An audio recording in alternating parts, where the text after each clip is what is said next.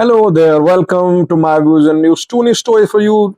Uh, Actually, four news stories, three from the Amhara region, one from Tigray.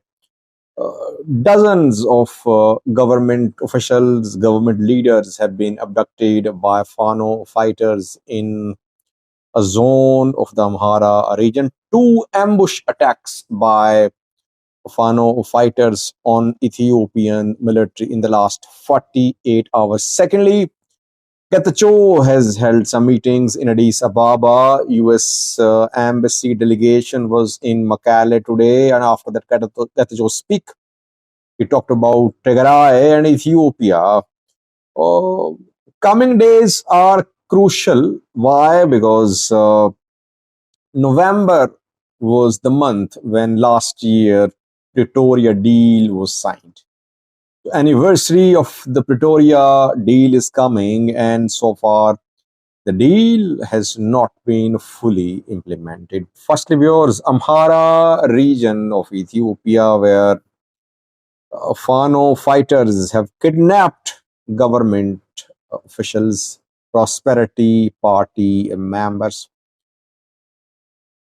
Kidnapping, target killing, kidnapping for different purposes is now a strategy of Fano fighters. Assassination and kidnapping, ambush as well, and large-scale attacks on town cities. These are four main tactics being used by Fano fighters. Either they enter big town cities in large numbers, or they carry out targeted attacks, assassinations on people, or they abduct people, or they carry out attacks, ambush attacks on moving convoys of Ethiopian military. In a zone of the Amhara region, Fano fighters have abducted dozens of government workers, government officials. Interestingly, in the same area, we saw an attack on Prosperity Party leaders, abduction of Prosperity Party leaders a few weeks ago too. Again, attack in the vicinity of the same area. It happened in South Gondar, near Alember, which is in South Gondar. I think it's close to Varata, Debri Tabor side. Here, 5 vehicles of government officials have been abducted by Fano fighters. Government officials and their vehicles captured by Fano fighters. It wasn't an ambush.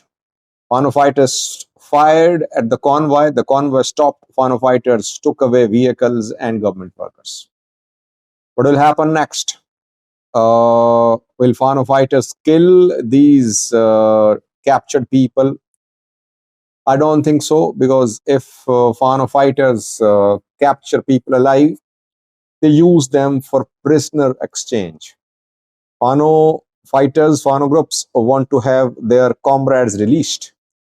And the strategy they have adopted is that they kidnap Prosperity Party members, they kidnap government officials, and then they demand release of their comrades in return for the release of these Prosperity Party workers, government officials. We have seen that in South Wollo, in other parts of Amhara region as well. That prisoner exchange happened, though government never acknowledged, but it happened.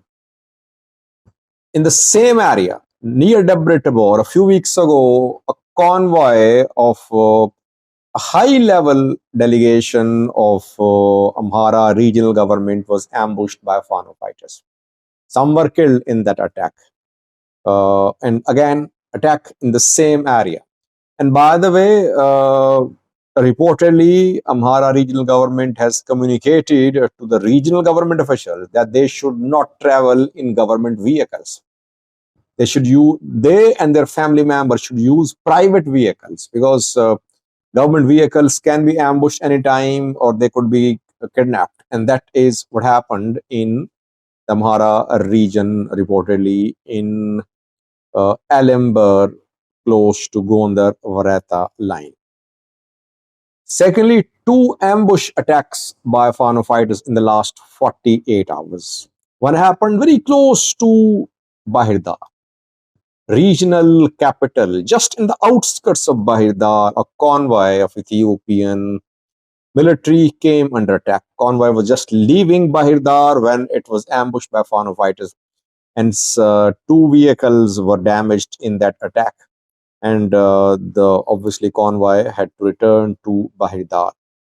Secondly, Hamusat, South Gondar. Here too, three vehicles of Ethiopian military came under attack, ENDF vehicles.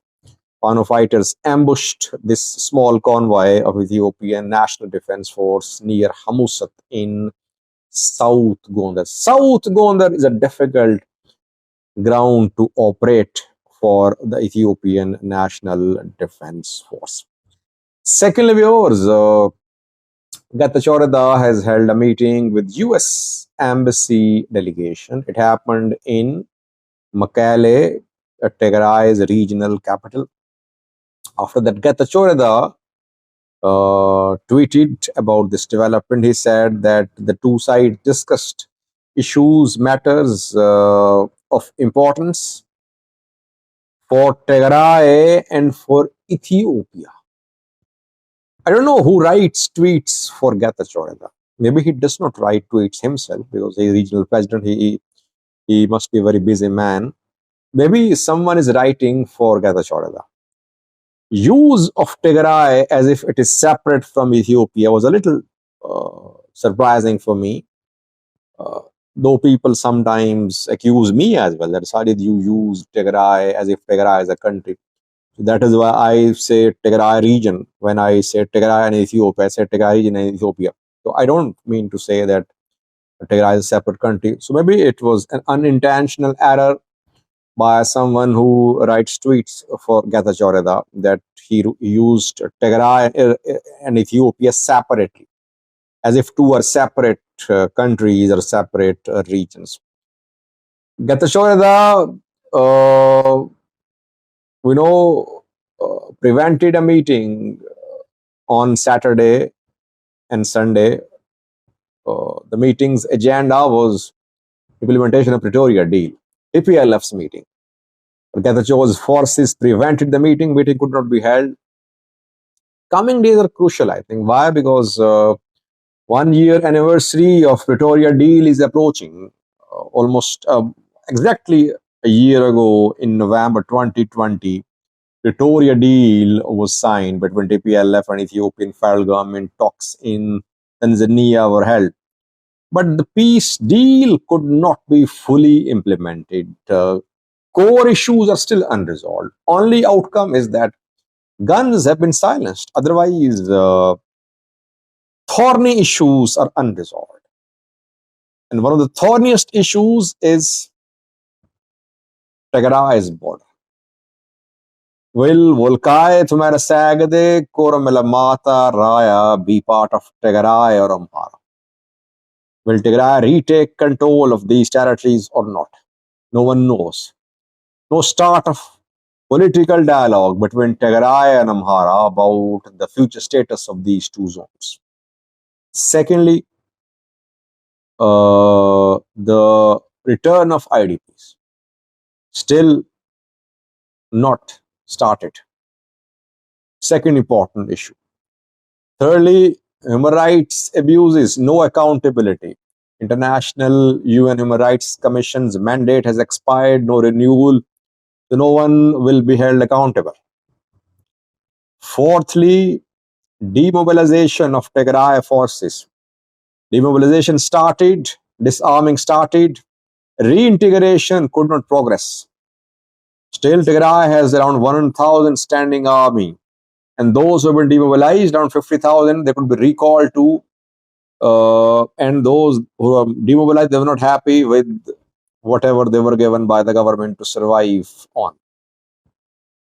So reintegration not working. Why? Because for reintegration, you need huge sum of money. So you see that if you analyze the points of Pretoria deal one by one, you would see that Large portion of Pretoria deal is still unimplemented. Anniversary is coming. We could see some gatherings to commemorate the Pretoria deal in Addis Ababa. US would like some anniversary to be held. Why? Because US takes credit for putting an end to this war. And yes, US should be given credit, by the way. It was mainly US which convinced TPLF to sign Pretoria. US military planes took TPLF leaders from Mekelle to Djibouti to Tanzania for talks. US wants to show this day as a big day, or as a day of diplomatic success for US, commemoration of that success. But problem is that Tigray region and Ethiopian government, they are clear that Pretoria deal is still not fully implemented, especially Tigray. And Tigray interim president is under pressure from TPLF, from opposition parties, that peace deal is not being properly implemented. So what will US do? Will it press ahead with some commemoration of the signing of the deal in coming days? That we'll see. We could see some announcement maybe from US in terms of financial aid, more financial aid for the implementation of the Pretoria deal, I think, in the next few days. Thank you for watching.